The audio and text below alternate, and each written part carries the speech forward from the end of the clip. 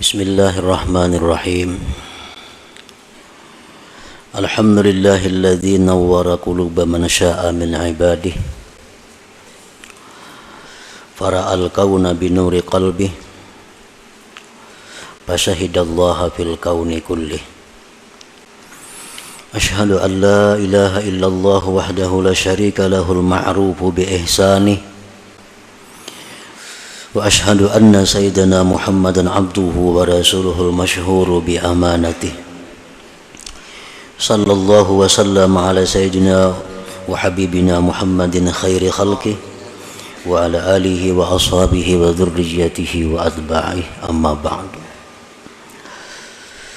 Yang kita hormati dan kita cintai para habaib dan para alim ulama, para muhibbin, hadirin, hadirat rahimakumullah.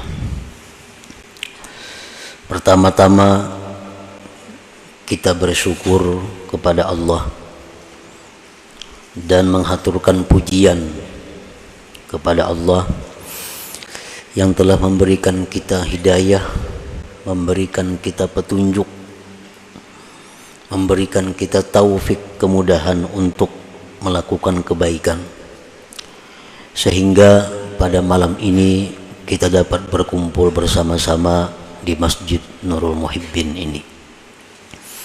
Dan kita berdoa berharap kepada Allah Subhanahu wa ta'ala agar kita selalu dikumpulkan dalam kebaikan dan takwa. Amin ya rabbal alamin. Salawat dan salam selalu kita curahkan kepada junjungan kita Nabi besar Muhammad sallallahu alaihi wasallam dan kepada seluruh keluarga, para sahabat, zurriyat dan pengikut beliau sampai hari akhir nanti. Para muhibbin rahimakumullah. Al-hikmatur rabi'ata asyarah min al-hikamil ataiyah.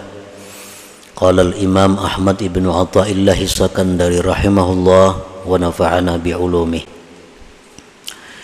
Hikmah yang ke-14 daripada Al-Hikam, berkata pengarangnya Imam Ahmad bin Athaillah As-Sakandari rahimahullah, al-kaunu kulluhu zulmah wa innama anarahu zuhurul haqqi fihi. Faman ra'al kauna walam yashhadhu fihi aw indahu aw qablahu aw ba'dah faqad a'wazahu wujudul anwar wa hujibat anhu sumusul ma'arib bisuhubil athar.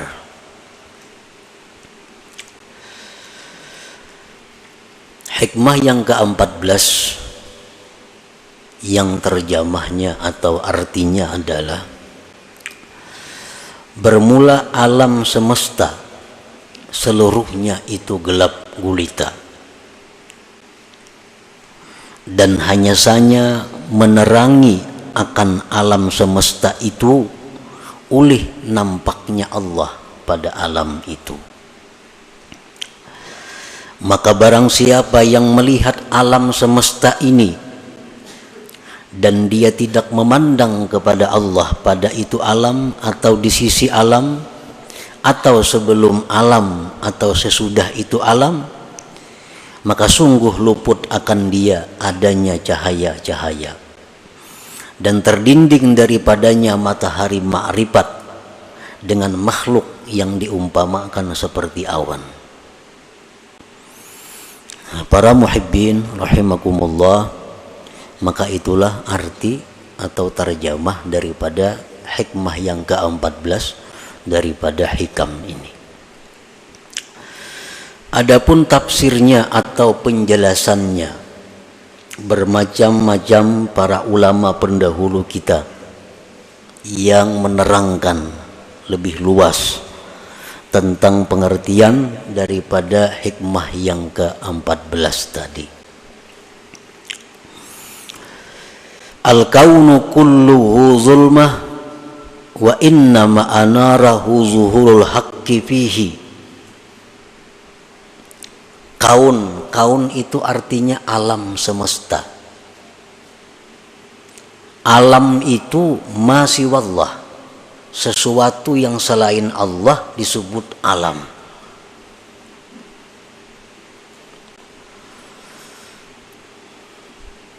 Baik itu surga, baik itu neraka, baik itu dunia, baik itu akhirat, baik itu bumi, langit, manusia, hewan, termasuk di dalamnya amal perbuatan kita, kebaikan, kejahatan, itu masuk di dalam alam.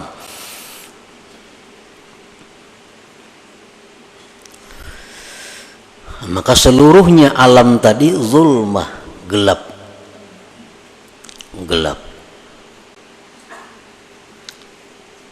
Gelap itu kadapnya kita. Nah, gelap itu adalah merupakan istilah dari berbagai macam. Gelap itu bisa merupakan istilah daripada tidak ada. Sesuatu yang tidak ada itu bisa diistilahkan dengan gelap. Contohnya adalah sudah beritanya, kalau ujar orang itu masih gelap, nah berarti kada ada berita lagi. Nah, gelap itu bisa merupakan istilah tidak ada. Nah, kemudian gelap itu atau kadap itu bisa juga merupakan istilah daripada kesesatan, sesat. Bisa diistilahkan dengan gelap. Dan gelap itu bisa juga merupakan satu istilah daripada kejahatan. Nah, kejahatan itu biasa istilahnya gelap. Kata-kata yang dipakai adalah gelap. Nah, jadi alam semesta ini seluruhnya adalah gelap. Gelap itu bisa merupakan istilah daripada tidak ada, bisa istilah sesat, bisa istilah jahat.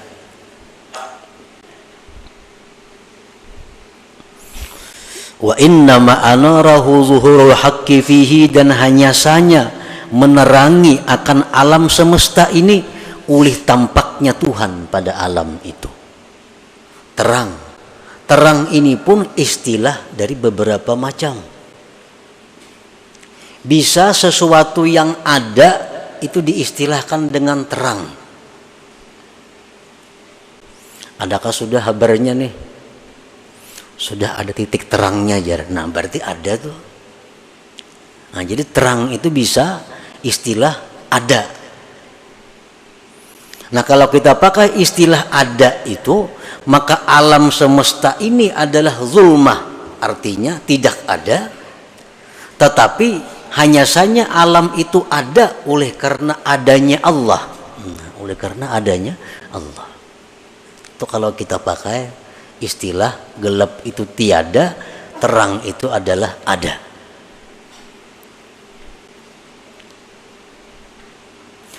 Terang itu bisa juga merupakan satu istilah daripada petunjuk.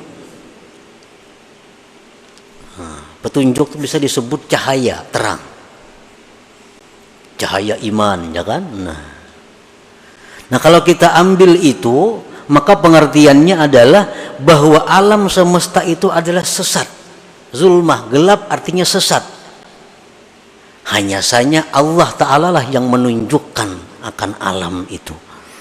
Nah, kalau itu terang kita artii dengan petunjuk. Dan terang itu bisa juga artinya kebaikan, kebajikan. Sesuatu yang baik itu bisa disebut dengan cahaya, terang. Nah, kalau itu kita ambil, maka artinya adalah alam semesta itu seluruhnya adalah jahat. Seluruhnya jahat.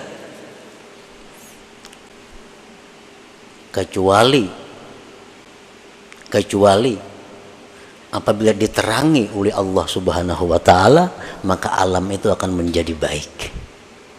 Nah, para muhibbin rahimakumullah.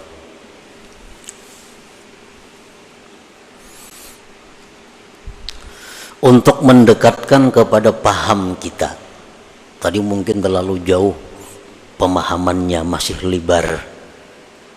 Nah, untuk mendekatkan kepada paham kita, kita ambil salah satunya. Alam semesta itu kita ambil perbuatan. Jadi kada usah dulu membayangkan alam semesta itu dunia, akhirat, neraka, surga, laut, manusia, kada usah. Cukup kita ambil satu. Alam semesta itu kita ambil adalah perbuatan. Gelap itu kita ambil satu, kejahatan.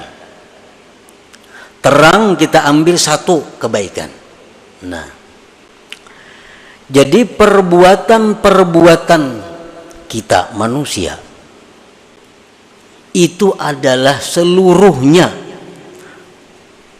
gelap, jahat, sayyi'ah.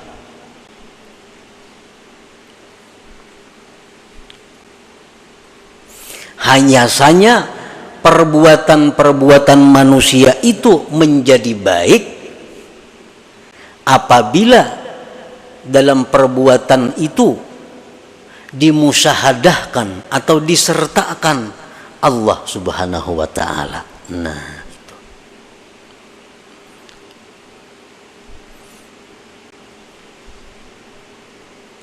Perbuatan-perbuatan kita itu semuaan kada baik. Semuaan kada baik, kecuali perbuatan kita itu disertai Allah Subhanahu wa ta'ala. Nah, disertai Allah itu artinya bisa disertai petunjuk Allah.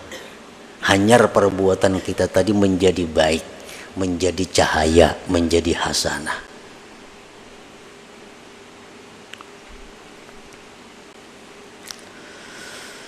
Para muhibbin rahimakumullah, bagaimana caranya kita menyertakan Allah dalam setiap perbuatan manusia?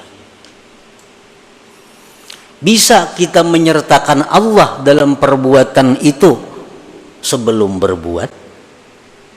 Sebelum berbuat kita sudah ingat kepada Allah bahwa kita kada punya daya upaya, kada punya kemampuan. Ini adalah daya upaya dari Allah. Nah, sebelum berbuat. Atau kita menyertakan Allah itu sesudah berbuat. Sesudah kita berbuat, lalu kita menyadari bahwa perbuatan itu adalah merupakan perbuatan Allah Subhanahu wa ta'ala pada hakikatnya. Atau waktu sedang berbuat. Nah, terserah kita, mana yang kita ambil yang nyaman. Pokoknya segala perbuatan kita itu supaya ada Allahnya. Sebab bila kada ada Allahnya, maka seluruh perbuatan kita itu zulmah, gelap, artinya adalah jahat.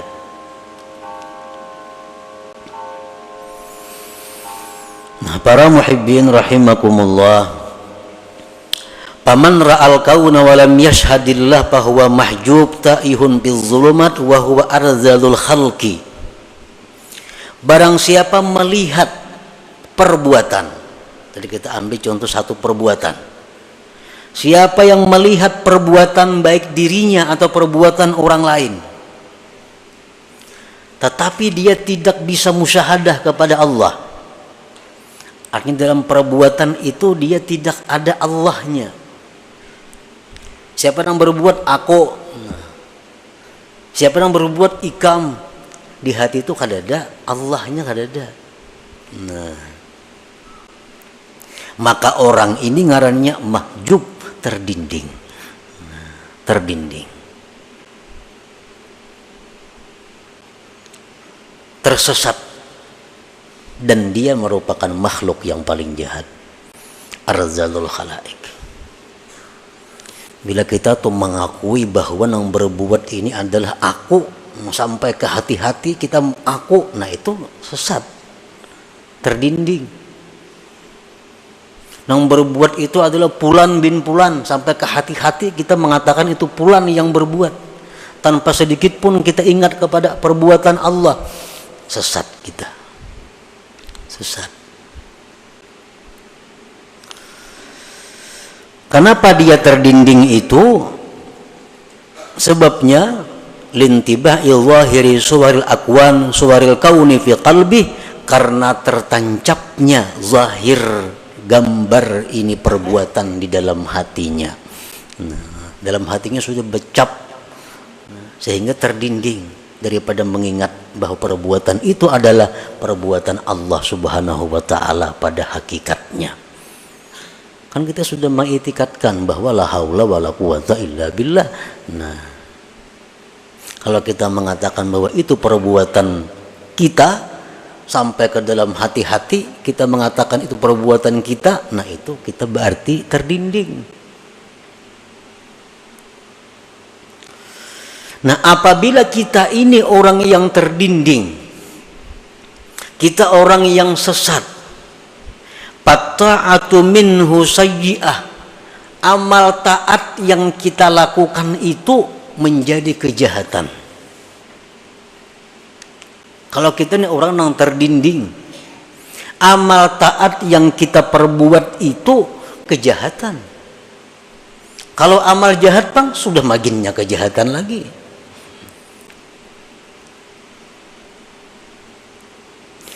Orang yang di dalam hatinya tuh kada ada ingat lawan Allah, mengingat hanya pulan bin pulan, aku si anu si B, kada ada lalu dari Allahnya. Nah, orang ini kalau berbuat taat, maka taatnya itu jahat. Kenapa taatnya itu jahat? Li'annaha la takhlu an ujubin wa riya'in wasti'zaz, karena taatnya itu kada sunyi daripada ujub, daripada riya, daripada merasa mulia. Itu sebabnya. Kenapa? Karena ini kada ingat lawan Allah. Nah, sembahyang tu aku semuaan, kada ingat bahwa sembahyang tu kawa karena hidayah Allah, karena taufik Allah, karena petunjuk Allah. Kada ingat lagi aku sembahyang itu. Ujub ngarannya. Ini sembahyang mengharapkan balasan orang lain, mengharapkan pujian orang lain, riya ngarannya. Ini sembahyang alunya merasa lebih baik pada manusia lainnya, nya merasa lebih mulia daripada orang lainnya, isti'zaz ngarannya. Nah, ibadah itu bila macam ini halnya, ibadah itu berubah menjadi kejahatan. Nah, jadi kalau kita ini golongan-golongan orang yang mahjub, ibadah apapun yang kita lakukan bukan pahala yang kita dapat, tapi sayyi'ah, kejahatan. Sebab kita mahjub, kita terdinding daripada Allah.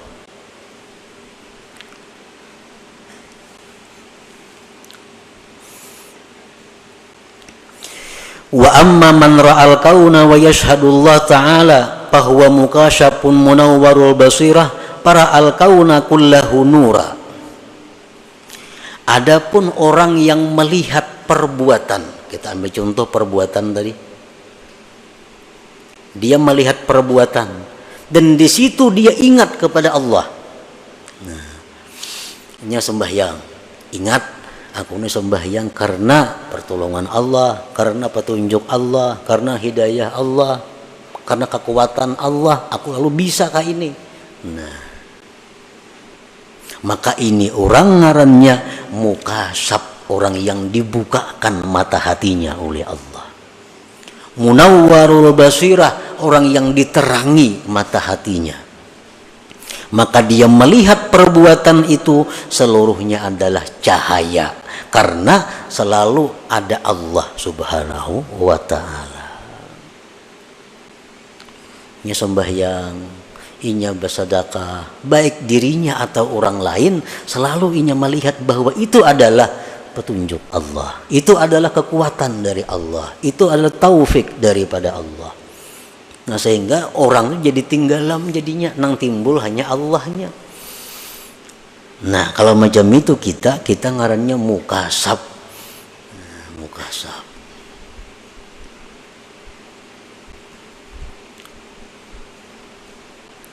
Munawwar, nang diterangi mata hatinya. Baik perbuatan itu kebaikan atau perbuatan itu berupa kejahatan, kita selalu ingat bahwa di situ Allah. Kawalah orang berbuat kejahatan, maka dikehendaki Allah kada kawa. Nah, jadi setiap kali apa yang kita lihat berperbuatan itu, selalu ingat kita kepada Allah. Ada orang datang menyari-nyari lawan kita, bahwa ada orang datang mencela lawan kita, ada orang datang memuji kepada kita, ada orang datang menyanjung kepada kita. Nang kita lihat tuh adalah samuaan itu adalah dari Allah. Nah, jadi amun kita gembira, kita kada gembira lawan orang itu. Amun kita sarik, kita kada sarik lawan orang itu, karena orang tuh kada daya upaya. Kita mengatakan orang itu sarik, ini sariknya dari Allah. Allah memberinya kekuatan, memberinya kemampuan sehingga inya sarik lawan aku. Pada hakikatnya berarti Allah nang menegur aku, Allah nang sarik lawan aku. Nah, ini macam ini hanya orang nang mukasab, orang nang dibuka mata hatinya. Kada mau ada dendam, kada mau ada dengki. Kenapa? Karena inya mata hatinya terbuka. Nang mau dendam tuh orang nang lupa lawan Allah. Ada orang sarik lawan inya tuh maksudnya sarik lawan inya. Kada ingat ini tuh kawa sarik karena Allah, kada kawa ingat. Nah, pal maksiatu minhu hasanah, maka kejahatan maksiat dari orang yang mukasab ini itu kebaikan. Apalagi kebaikan. Orang nih nang mukasab nih, nang hatinya diterangi oleh cahaya Allah, sehingga dia selalu ingat kepada Allah bila melihat perbuatan-perbuatan. Andai kata inya melakukan maksiat, maksiat itu jadi pahala. Nah, maksiat itu jadi kebaikan. Apalagi inya berbuat taat maginnya lagi. Maksiatnya pun jadi kebaikan. Nah, lalawanannya ya nang tadi al-mahjub tadi. Nah, orang nang terdinding ini inya berbuat dosa, sudah nyata dosa. Berbuat kebaikan jadi dosa juga. Kalau orang nang mukasab berbuat baik sudah nyata pahala, berbuat dosa pun inya dapat pahala. Kenapa berbuat dosa inya dapat pahala? Nah, kenapa inya berbuat dosa dapat pahala? Satu alasannya, orang nang terbuka mata hati itu bila berbuat dosa, li'atirafihi bi'ajzihi wa zullih, karena dia mengakui bahwa dirinya itu lemah. Dia mengakui dirinya itu adalah hina. Dia mengakui bahwa dia sangat berhajat kepada perlindungan dari Allah agar bisa terhindar dari maksiat. Buktinya kalau aku kata ditolong Allah, ini jatuh pada maksiat. Berarti aku sangat perlu pertolongan Allah agar terhindar dari maksiat. Nah, wa taubatihi minha, dan tobatnya dia daripada maksiat itu. Jadi orang-orang yang mukasabin ini, mereka kalau berbuat dosa, nah, mereka tersadarkan, oh ternyata aku nih hina. Buktinya aku mau melakukan dosa. Buktinya aku ini berarti rendah di sisi Allah. Berarti aku ini jatuh di sisi Allah. Nah, perasaan-perasaan seperti itu adalah ibadah. Lalu dia tobat daripada dosa.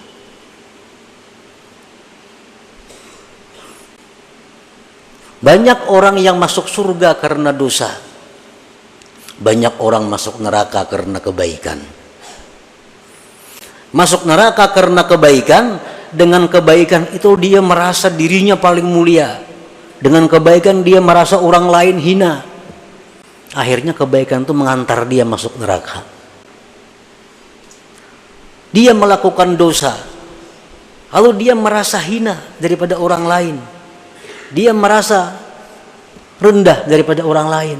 Akhirnya dia kembali kepada Allah minta ampun. Nah, dosanya itulah yang mengantar dia ke surga.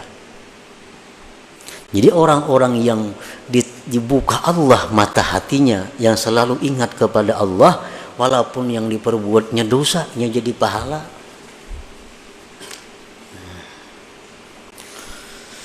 Qala ba'dul ulama, berkata sebagian ulama, idza taba minadz dzunub saratiz dzunubul madiyah kulluha hasanat.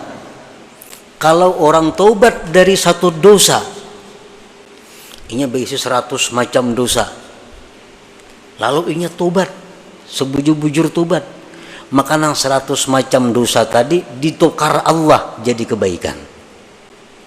100 kebaikan jadinya. Nah, itulah yang dimaksud dengan firman Allah Ta'ala, faulaika yubaddilullah sayyiatihim hasanat wa kana Allah ghafurar rahimah. Mereka itulah yang Allah gantikan dosa-dosa mereka itu kebaikan. Orang ini macam-macam dosa, pokoknya ribuan dosa nang digawinya. Satu harinya tobat, sebenar-benar tobat. Nang 1000 dosa tuh berubah menjadi 1000 kebaikan. Nah, jadi orang-orang yang munawwarul qalbi, orang-orang yang selalu ingat kepada Allah, walaupun dia berbuat dosa, maka dosa mereka itu menjadi kebaikan bagi mereka karena hal-hal yang tersebut tadi.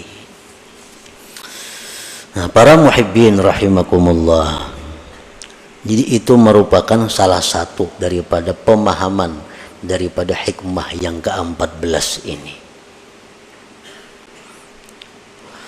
Nah, kemudian yang perlu kita ambil adalah bagaimana caranya agar kita bisa masuk menjadi orang yang mukasab ini. Jangan jadi orang nang mahjub nih. Karena kalau kita masuk orang yang terdinding ini, ibadah apapun yang kita lakukan kada ada faedahnya. Kenapa? Karena disertai ujub, disertai riya, disertai merasa mulia, disertai yang kada baik. Jadi mesti kita jangan berada dalam golongan itu. Kita mesti masuk dalam orang-orang yang mukasab, yang munawwar, yang diberi cahaya. Para ulama suluk mengatakan ada 3 hal untuk bisa kita mendapatkan kasbillah, keterbukaan hati dari Allah itu. 3 hal ini, 1 pemantang, 2 ubat nang digawi, yang ketiga lingkungan. Nah, pertama az-zuhdu bid dunya. Hendak masuk dalam golongan orang-orang nang tadi, nang kedua nih, nang diberi cahaya hatinya tuh, hendak masuk ke situ, syaratnya pertama dahulu mengurangi urusan-urusan duniawi. Selama kita masih berpikir hendak menambah kekayaan, kada kawa. Tetap kita berada di gulungan mahjub itu. Nang ada mesti dikurangi.